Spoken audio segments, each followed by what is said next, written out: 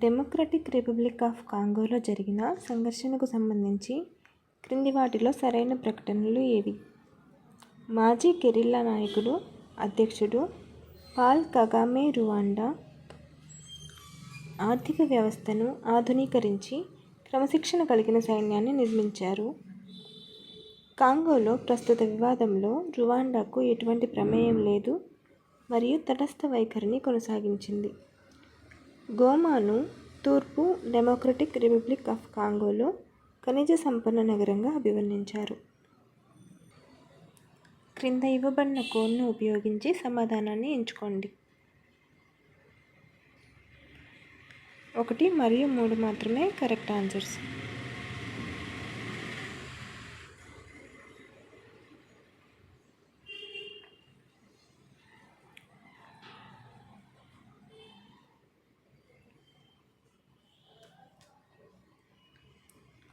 మాజీ గెరిల్లా నాయకుడు Paul కగామే Rwanda ఆర్థిక వ్యవస్థను ఆధునీకరించడంలో మరియు దాని సైన్యాన్ని బలోపేతం చేయడంలో గణనీయమైన పాత్ర పోషించారు.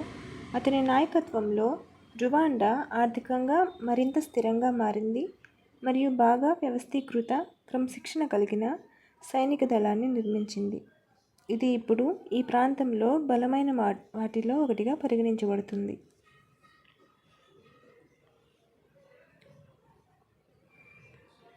ప్రకటన 2 తప్పు. డెమోక్రటిక్ రిపబ్లిక్ ఆఫ్ కాంగోలో పోరాడుతున్న M23 తిరుగుబాటు గ్రూప్కు రువాండా మద్దతు ఇస్తోందని ఆరోపణలున్నాయి. కాంగో మరియు ఐక్యరాజ్య సమితి నిపుణులు ఇద్దరూ రువాండా సంఘర్షణలో పాల్గొంటున్నారని నివేదించారు. ఇది తటస్థత వాదనకు విరుద్ధంగా ఉంది.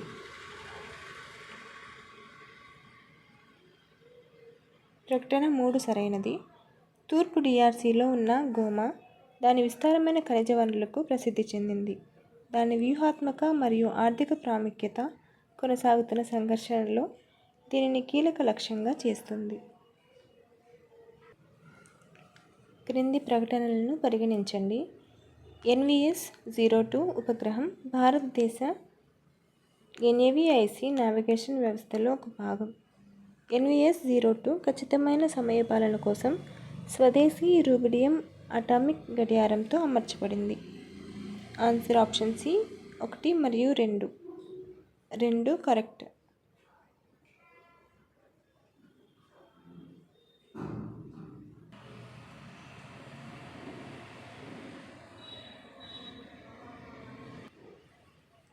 ఉడాన్ పథకం కింద కవర్ కాని రంగాలకు సంబంధించి ఈ క్రింది వాటిని పరిగణించండి. ప్రాంతీయ వాణిజ్య విమానయానం, హెలికాప్టర్ సేవలు, సీప్లేన్ సేవలు, హైస్పీడ్ రైల్వే రవాణా. పైన పేర్కొన్న వాటిలో ఎన్ని సరైనవి? ఆన్సర్ ఆప్షన్ ఏ ఒకే ఒక్కటి.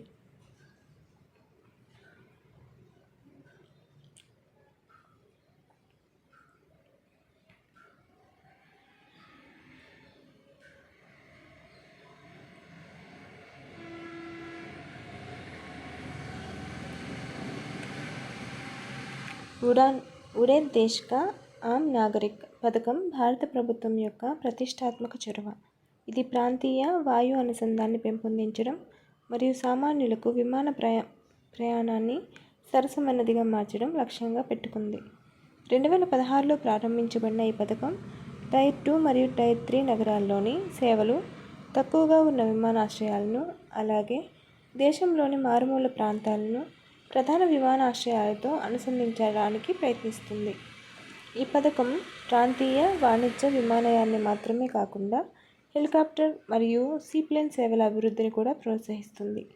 చిన్న పట్టణాలు మరియు నగరాల్లో నివసించే ప్రజలకు విమాన ప్రయాణాన్ని అందుబాటులోకి తీసుకురావడం, తద్వారా ఈ ప్రాంతాల్లో పర్యాటకం మరియు ఆర్థిక వృద్ధిని ప్రోత్సహించడం దీని లక్ష్యం.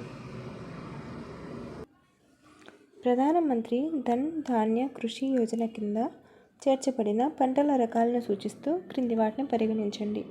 ఆహార పంటలు, వాణిజ్య పంటలు, ఉద్యాన పంటలు. పైన పేర్కొన్న వాటిల్లో ఎన్ని సరైనవి? 3 సరైనవి.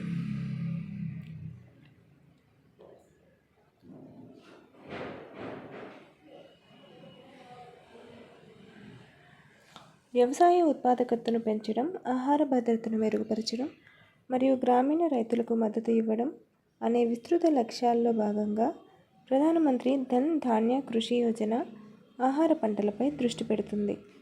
రైతుల ఆదాయాన్ని పెంచే లక్ష్యంతో వాణిజ్య పంటలు ఈ పథకంలో అంతర్భాగం.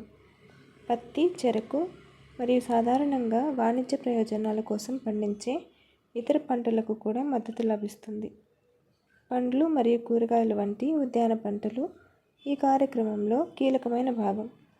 రైతుల ఆర్థిక పరిస్థితులను మెరుగుపరచడానికి మరియు పోషకమైన ఆహారాన్ని అందించడానికి అధిక విలువ కలిగిన పంటల సాగును ఈ పథకం ప్రోత్సహిస్తుంది.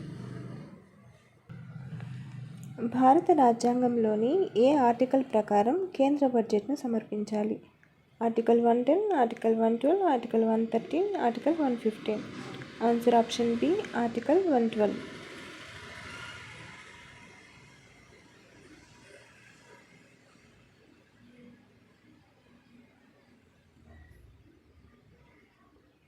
భారత రాజ్యాంగంలోని ఆర్టికల్ 112 ప్రకారం కేంద్ర బడ్జెట్ సమర్పణను నిర్దేశించారు.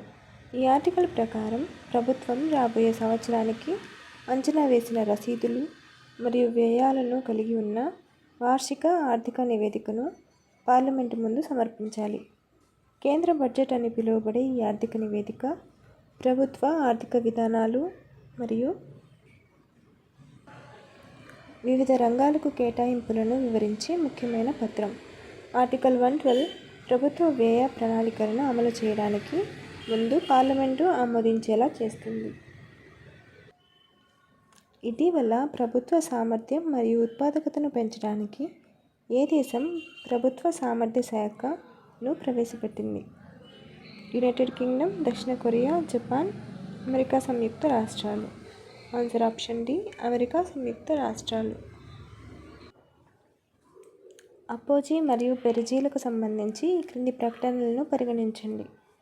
ఉపగ్రహం భూమి నుండి అత్యంత దూరంలో ఉన్న కక్షలోని బిందువును అపోజీ అంటారు. అయితే ఉపగ్రహం భూమికి దగ్గరగా ఉన్న బిందువును పెరిజీ అంటారు. కోణీయ మొమెంటం పరిరక్షణ కారణంగా ఉపగ్రహ వేగం అపోజీ వద్ద గరిష్టంగా మరియు పెరిజీ వద్ద కనిష్టంగా ఉంటుంది. పైన పేర్కొన్న ప్రకటనలో ఏది సరైనది? ఆన్సర్ ఆప్షన్ ఏ, ఒకటి మాత్రమే సరైనది. వస్తువులు మరియు సేవల పన్ను జిఎస్టీకి సంబంధించి ఈ క్రింది ప్రకటనలను పరిగణించండి.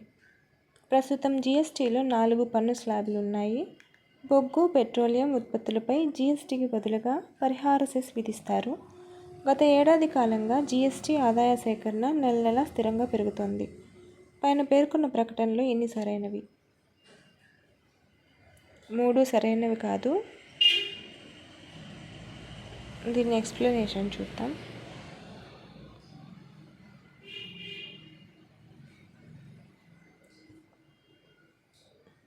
జిఎస్టీలో 5 కీలక పన్ను స్లాబ్లు ఉన్నాయి. 0, 5%, 12%, 18% మరియు 28%. సెకండ్ వన్, 1% నుండి 290% వరకు పరిహార సెస్ 28% గరిష్ట రేటు కంటే ఎక్కువగా డీమెరిట్ మరియు లగ్జరీ వస్తువులపై విధించబడుతుంది. స్టేట్మెంట్ 3, దేశంలో జిఎస్టీ ఆదాయ సేకరణ సానుకూల ధోరణిని చూపుతోంది కానీ నెల నెలా స్థిరంగా పెరగడం లేదు. సో క్వశ్చన్స్లో అన్నీ తప్పించారు.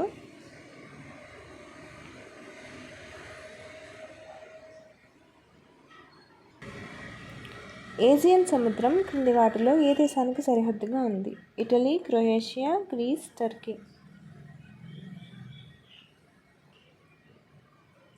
ఆన్సర్ ఆప్షన్ సి, 3 మరియు 4. ఏజియన్ సముద్రంకి గ్రీస్, టర్కీ దేశానికి సరిహద్దుగా ఉంది.